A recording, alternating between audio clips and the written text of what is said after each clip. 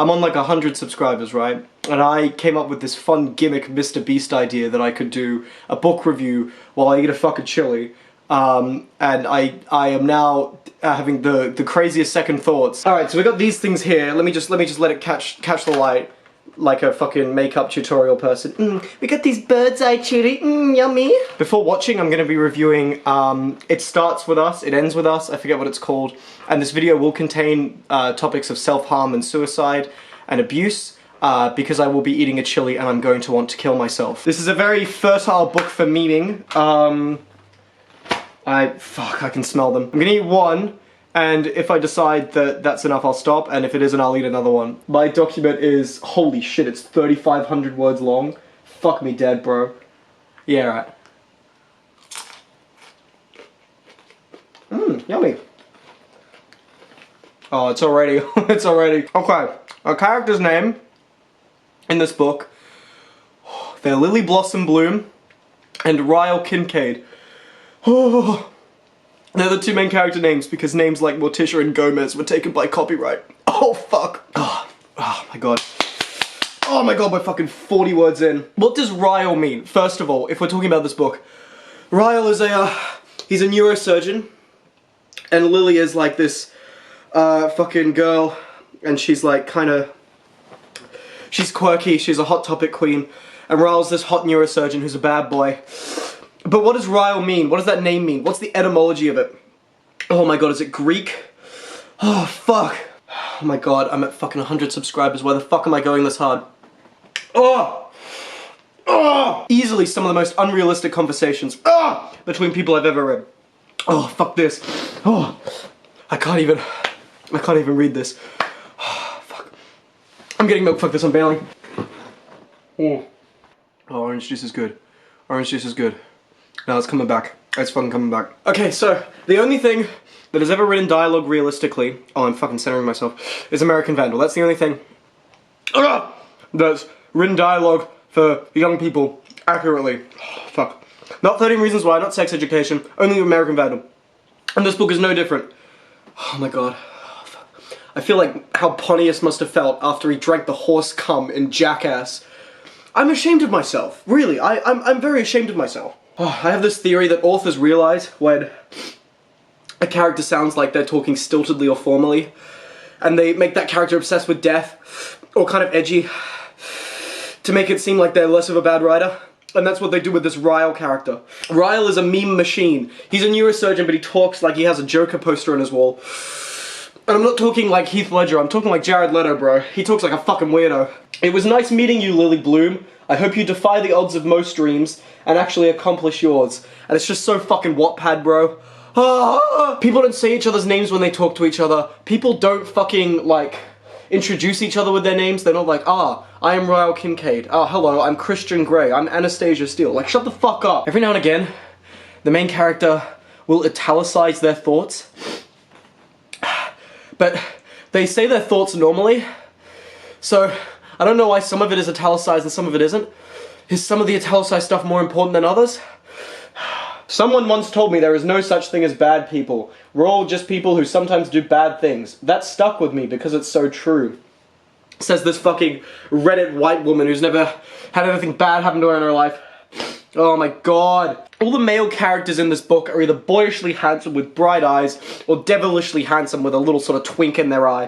Why can't they be more handsome male role models like me, just a squishy white boy who can't fucking handle spice? The Ryle character is the tweens.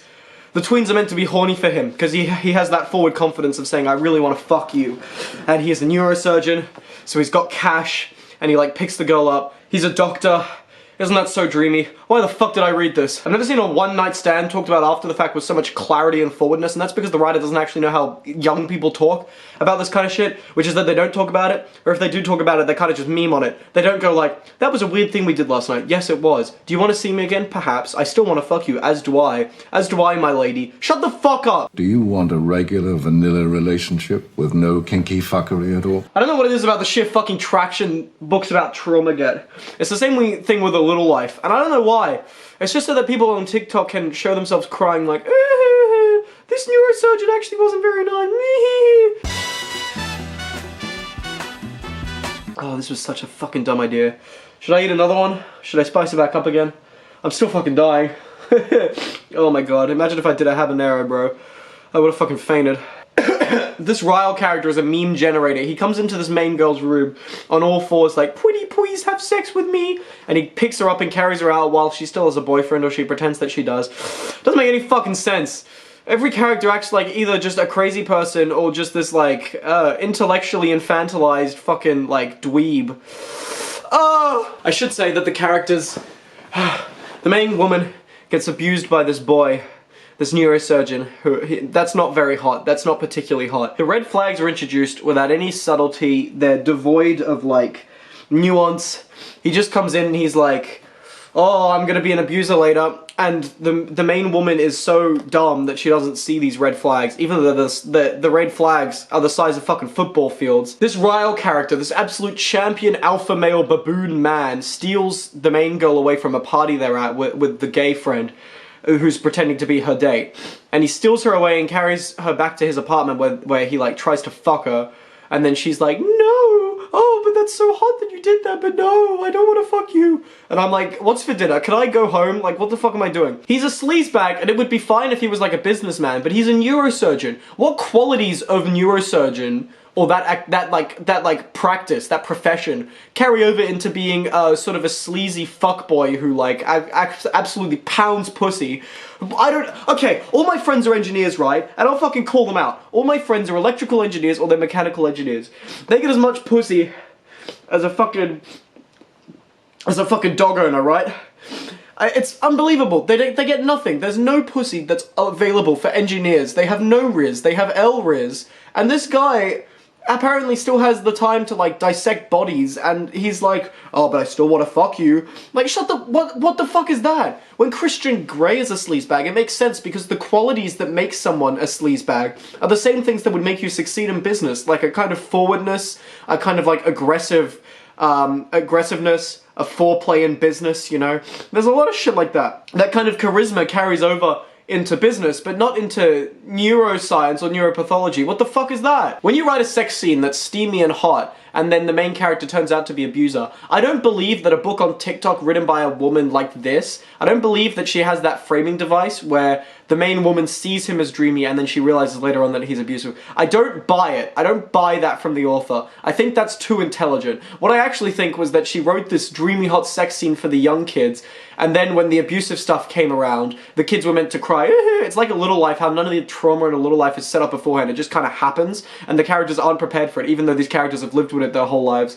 And it's clearly just meant to be a left turn where you're already invested in the characters and their sexual chemistry or their romance, and then bad things start happening so that you're already invested. It's clearly written that way. It's not written in a way where it's like, it doesn't have that framing to it. I don't believe either of these books have that. It's the same with all girly literature. You have the fucking nice boy and you have the devilish Lucifer boy, and that's in every fucking literature. And except in this one, the guy's a domestic abuser. And all I'm thinking about is just Peter and Gale from the Hunger Games, right? Why the fuck am I thinking about that when I'm seeing this girl getting the shit beaten out of her by Ryle Kincaid? The writing voice is legendarily shit. There's no distinction between Lily. Fucking focus. There's no distinction between Lily as a girl and Lily as a woman, because the author herself is a fucking infant, and she can't distinguish between the two. Reading about the things my dad used to do to my mum kind of puts me in a bad mood. Reading about Atlas kind of puts me in a sad mood. I try to fall asleep and think about Ryle, but the whole situation with him kind of makes me mad and sad. Is this character not 23? Why is she talking like a goo goo gaga fucking baby? Ryle accidentally hits her and then is like, I'm so sorry, please don't leave me. And I'm like, okay, like, whatever. And then they go out to a restaurant and she sees the other cute boy, and there's a good second where he sees the cut on her face and he's like, oh, this other guy's been abusing her. And then the other boy, whose name's Atlas, by the way, he's homeless because his parents named him Atlas. They don't know what a fucking Atlas is. Atlas beats the shit out of him and says, what's the quote? You touch her again and I'll cut your fucking hand off and shove it down your throat, you worthless piece of shit. I just spat everywhere. Both of these characters are dog shit and toxic, and they pretend like one of them isn't because he's acting on behalf of the girl. But when, like, but when the guy, okay, in my situation, if someone ever did that to someone I was dating, I wouldn't start by trying to beat the guy up, alright? Maybe that makes me a little cock, but I wouldn't start by trying to beat the boy up. I'd go to the cops. So both of the characters are toxic, but we're clearly meant to frame one of them as being toxic and not the other because I guess their anger is taken out in different places. But how the fuck is that? How is that a reasonable thing to say? All of the situations I've seen in this, I've seen 1,000 times before. The hot boy goes away, but he comes back for a birthday and he throws a rock at her window and I'm like, holy fuck, how many times do I have to see this? How many times do I have to see these dumb fucking, like, tropes in young adult literature? But this is also about domestic abuse and how serious it is, so it makes it funnier that it's there. The abuse in this book is unbelievably offensive with how fucking transparently it comes into the narrative and how transparently it makes the character seem like an idiot. All of a sudden they're married and I blinked like, whoa, what the fuck? And he finds the homeless cute boy's number on her phone. So he absolutely jujitsus her down a flight of stairs like, how dare you talk to another man? And then comes the big reveal, the thing that I actually didn't have spoiled for me, but I knew there was a funny twist in the book because my friend told me, oh, wait till you get to the twist. And I was like, I don't know what that means. It turns out that Ryle is the one that shot Mr. Burns. Ryle, as a young 6-year-old, accidentally shot his brother in the back of the head, capped him in the head like a gangster, with his father's gun. He KOs him like a character from The Wire, and I don't know why the fuck that was in the book. At this point, you just have to respect the gaslight that Ryle goes on. Ryle begins and he says, sorry I abused you and threw you down a staircase. You see, it all stems back to 20 years ago when I victory royaled my brother and I have long-term trauma, and that's why I became a neurosurgeon, so I could fix brains because I blew chunks out of my brother's one. Anyway, they stay together because who cares? And then she comes out one night and he's sitting in the corner in the dark with a bottle of scotch in his hand, like fucking Bryce in 30 Reasons Why season 3. And he's like, you've been lying to me. You've been talking to this other boy. And she's like, no, I swear I haven't.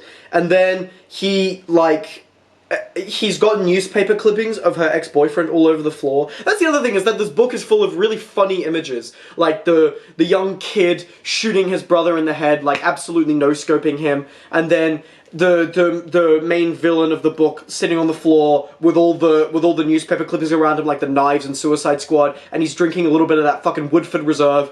And like, that's a really funny image. There's lots of really funny visual images. She's a visual writer, Colleen Hoover. She's a writer that puts images in your head. And then he beats her up and I guess sexually assaults her because all of a sudden he's got bipolar alcoholic disorders out of fucking nowhere.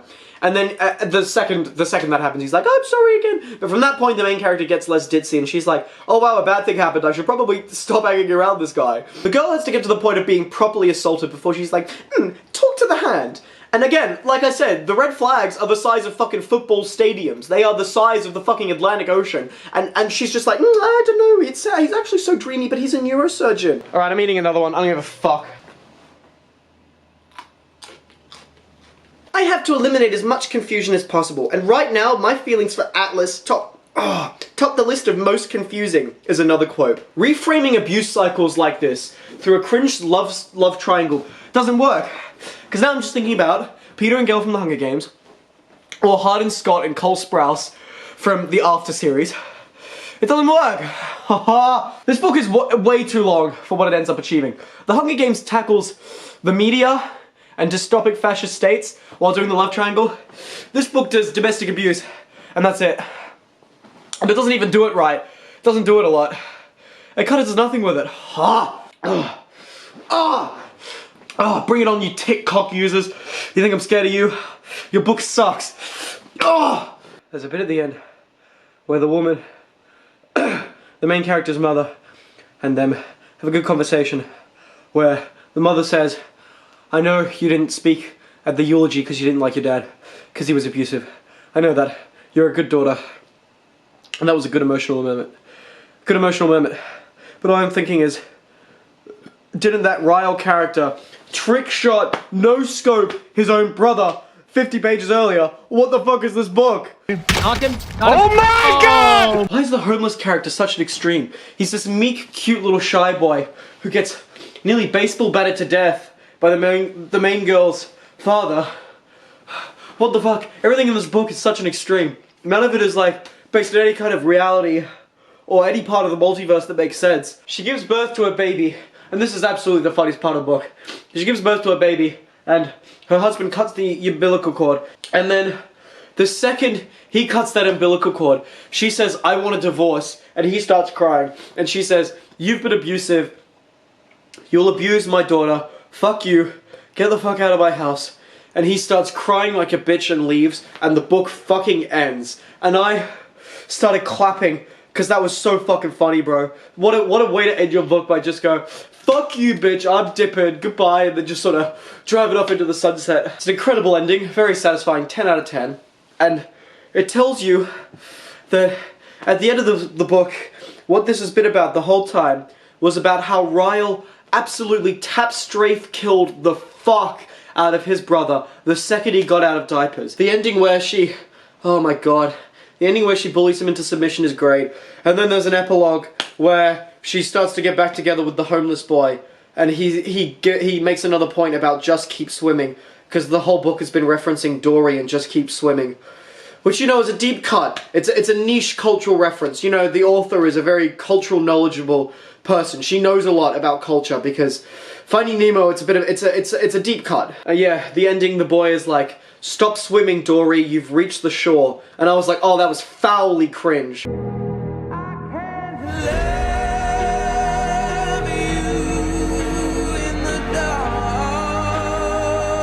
Yeah, there were so many moments in the book where some cute thing would happen, or the first time they fuck, and then there's like 200 pages of tween porn, and I was sitting on my bed on my back, hands behind my head, with the fucking face like Gustavo Fring. My god, this man can kiss, the main character says at one point.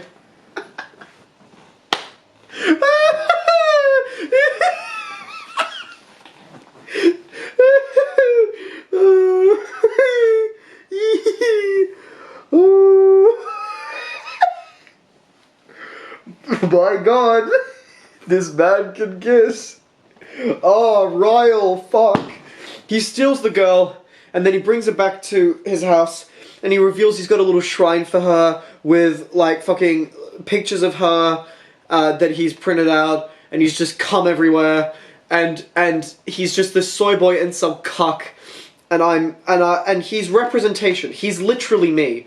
Ryle is the best character in the book. He's the funniest character, he has the most personality, he isn't really a young adult archetype, I can say that for sure. I haven't seen a character in a YA book act as bipolar as him since Hardin Scott maybe, but Hardin Scott didn't fucking yeehaw, it's high noon, his brother. A gay character comes in and the first thing he does is grab the main girl's boobs and go, oh tee-hee, that would be assault if I did that, but I'm gay. Like, there's no subtlety in the book at all. I'm sinking into the couch. There's no subtlety in this book. It all sucks. Fuck off. The back cover has this ominous comment, sometimes the one who loves you is the one who hurts you the most. Which is just vague enough to be profound to these chronically online tick-cock, lick-cock, thick-cock young girl. The main girl is obsessed with death because the author is incapable of writing a character with compelling character traits. I see this so often. This is such a Wattpad thing. Is like the main characters have to be obsessed with death because that's the only way they can seem like edgy. Oh, have you heard of the 1975? Have you heard of MCR? Like, that's a fucking personality trait. The book is manipulative. It's pandering to a young audience by giving them the things they still want to see while trying to talk about a serious issue that doesn't fit in that climate. So it makes the audience seem more intelligent and more mature for reading it, even though they react to it just by crying and saying on TikTok, oh, that's so beautiful. What a heartfelt, emotional ending. I'm crying right now because I'm a human that can emote. I think the discussion around it in book talk have done a lot to make it seem like it does more than it does. And like more controversial than it is. This book was simple and boring and bad and bland.